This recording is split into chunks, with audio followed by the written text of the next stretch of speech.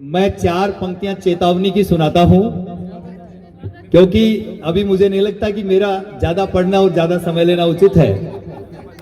मंच जिन ऊंचाइयों पर पहुंचा आदरणीय महेश जी डागरा ने, और भाई अमित जी डागरा जी, महेश जी डागरा से लेकर अमित भाई तक जो कविताएं हुई, उनमें जो शेष रह गया वो मैं पूर्ति कर देता हूं चंद पंक्तियों में। स्वागत, बहुत स्वागत। जो माहौल आज हम देख रहे हैं समाज में, और फिर भी हम चेत नहीं रहे हैं, तो ये चेतावनी की 4 पंक्तियां हैं। स्वागत है भाई साहब। कि खतरा नहीं है अब दुश्मन से, खतरा नहीं है अब दुश्मन से, अपनों के प्रहारों से है। अपनी थाली में ही छेद करें और उन रंगे सी यारों से है। चीन और पाक की बात करो ना, उनसे तो हम निपट ही लेंगे। चीन और पाक की बात करो ना, उनसे तो हम निपट ही लेंगे। हथियार सजाए बैठे हैं जो, और घात लगाए बैठे हैं जो, घर ही के गद्दारों से है। हथियार सजाए बैठे हैं जो, घर ही के गद्दारों से है। और इशारों में ही समझिए कि जैसा कि उपाध्याय जी ने कहा कि भाई कल ही नोटिस न मिल जाए, हम लोग जो राष्ट्रवादी कवि हैं, हमें कम्युनल कहा जाता है, हमें सांप्रदायिक कहा जाता है जब हम अपने संस्कार और अपने राष्ट्र की बात करते हैं। क्या कि न जमुना से नाता है, हमें गंगा जमुनी तहजीब का ज्ञान देने वाले लोग देखिए आप। स्वागत है भाई। कि न जमुना से नाता है, न गंगा में नहाते हैं।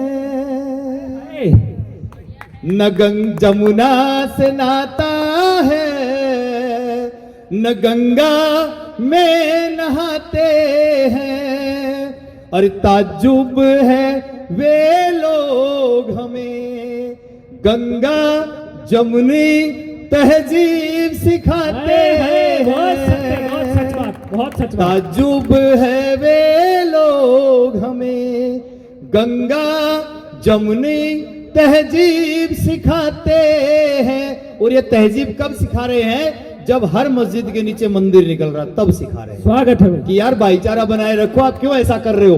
क्यों भाई? तुगलक से लेकर और मोहम्मद बिन तक, गयासुद्दीन गाजी से लेकर अब तक तुम वही काम करते आ रहे हो, फिर भी हमें तुम भाईचारा सिखा रहे हो? तो नहीं, अब हम समझ गए हैं, अब हम आपके भाईचारे में फंसने वाले नहीं हैं। और हम अच्छे से जागरूक करना चाहते हैं कि नफरत के दलदल में मधुर फल कैसे बो सकते हैं। वाह। नफरत के दलदल में मधुर फल कैसे बो सकते हैं। कोमल खरगोश और क्रूर भेड़िए एक संग कैसे सो सकते हैं। और जो समझते हैं आज भी बाबर को अपना बाप, वो हिंदुस्तान के कब हो सकते हैं, वो हिंदुस्तान के कब हो सकते हैं। बहुत अच्छे, बहुत तो जागरूक रहो, खरीदो तब भी QR कोड स्कैन कर लो, तभी समझ में आएगा कि हम लोग क्या कर सकते हैं। स्वागत है भाई। और राजनीति देखो आप, कि हंगामे खड़े करके जो राष्ट्र की गति रोकना चाहते हैं, संसद में काम नहीं करने देंगे। अच्छा। हंगामे खड़े करके जो राष्ट्र की गति रोकना चाहते हैं, अरे आम के बागान में आक का बिरवा रोपना चाहते हैं। और जो संसद में पढ़ते हैं दूसरों की लिखी पर्चियां, चंद लोग उनके हाथों में देश सौंपना चाहते हैं। चंद लोग उनके हाथों में देश सौंपना चाहते हैं। गजब। और बड़ी बात यह, समस्या क्या है वो ये है कि दंगे हो तो हो, जातियां लड़े तो लड़े। दंगे हो तो हो, जातियां लड़े तो लड़े, दिल में कोई आह नहीं। देश बटे तो बटे, राष्ट्र कटे तो कटे, मुझे कोई परवाह नहीं। अब तो मुझे कुर्सी पर बिठा दे, द्रोहियों का एक ऐसा जत्था चाहिए। हाँ। ये जितने किसान आंदोलन और ये जितने शाहीन बाग हुए हैं ना, सबकी कहानी एक ही है कि अब तो मुझे कुर्सी पर बिठा दे। द्रोहियों का एक ऐसा जत्था चाहिए। आदत से लाचार हूं, पीढ़ियों की बीमारी है, अब रहा नहीं जाता, मुझे सत्ता चाहिए। अब रहा नहीं जाता, मुझे सत्ता चाहिए। शानदार शानदार। इन 4 पंक्तियों के साथ ही मैं अपनी कविता समाप्त करता हूं। लेकिन चूंकि कल विजय दिवस है और बांग्लादेश जिसको हमने बनाया पाकिस्तान से तोड़कर, उसकी आज क्या कहानी है, चंद पंक्तियां मैंने उस पर लिखी है। यदि मंच आग्रह अनुमति दे, मैं आदरणीय किशोर जी जो मेरे परम हैं, मैं क्योंकि वो तुरंत लिखी है मैंने, इसलिए याद नहीं, मैं मोबाइल में देख के वो पढ़ता हूं। दिक्कत नहीं है, पढ़िए। कि महंगी पड़ी विजय ये हमको, हाँ हाँ। महंगी पड़ी विजय हमको, गर्व करें या पछताएं। हाय हाय। सच्चाई सुनाऊंगा मैं। बहुत बहुत बढ़िया, बहुत शानदार। ना मैं सैनी जी की तरह काल्पनिक कोई वो आपको सपने दिखाऊंगा श्रृंगार के, ना मैं उपाध्याय की तरह हंसाऊंगा, लेकिन मैं सच्चाई सुनाऊंगा। यदि समझना तो समझिए कि महंगी पड़ी विजय ये हमको, गर्व करें या पछताएं। हे विजय दिवस तुम पर हम हर्षाएं या शर्माएं। हे विजय दिवस तुम पर हम हर्षाएं या शर्माएं। एकदम शानदार। 65 के बाद 71 में फिर 65 के बाद 71 में फिर नापाकी सेना चढ़ आई थी। कायर नियाजी को हमने याद औकात दिलाई थी। कायर नियाजी को हमने याद औकात दिलाई थी। 93,000 गीदड़ों ने तब ऊपर हाथ उठाए थे। 93,000 गीदड़ों ने तब ऊपर हाथ उठाए थे। दूबे बनकर लौटे थे जो छब्बे बनने आए थे। दूबे बनकर लौटे थे जो छब्बे बनने आए थे। हम चाहते तो उसी दिन लाहौर की छाती पर चढ़ते। हम चाहते तो उसी दिन लाहौर की छाती पर चढ़ते। बच्चे हमारे ढाका को फिर भारत के इतिहास में पढ़ते, भारत के भूगोल में पढ़ते। बच्चे हमारे ढाका को तब भारत के भूगोल में पढ़ते। सदन जोरदार तालियां बजा कर किंतु भाई साहब का स्वागत करें। किंतु घर की घर में माला पहना रहे, देखो चढ़ा रहे हैं। बहुत अच्छे एकदम ठीक। तो सच्चाई है कि हम चाहते तो उसी दिन लाहौर की छाती पर चढ़ते। बच्चे हमारे ढाका को फिर भारत के भूगोल में पढ़ते। किंतु उदार हृदय और गांधीगिरी ने हमको सदा पछाड़ा था।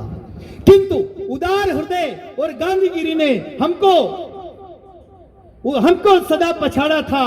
आयरन लेडी ने नागों को पूंछ दबाकर छोड़ा था। आयरन लेडी ने नागों को पूंछ दबाकर छोड़ा था। नापाक पाक के जुल्मों से हमने जिसको आजाद किया, उसने भारत के एहसानों का देखो कैसा सिला दिया। उसने भारत के एहसानों का देखो कैसा सिला दिया। नफरती कौम की हुई बहुलता, नफरती कौम की हुई बहुलता और ऐसा कोहराम हुआ।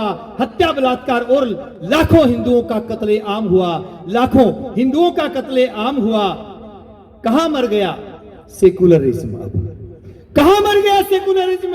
सांप सूंघ गया खानों को। याद करो उन खानों को जिन्होंने कहा था कि भारत में डर लगता है। आज वो खान कुछ नहीं बोल रहे बांग्लादेश पर कि कहां मर गया सेकुलरिज्म। अब सांप सूंघ गया खानों को। दिल न पसीजा वाम पंथ का लकवा मार गया गांधी के संतानों को। दिल न पसीजा वाम पंथ का लकवा मार गया गांधी की संतानों को।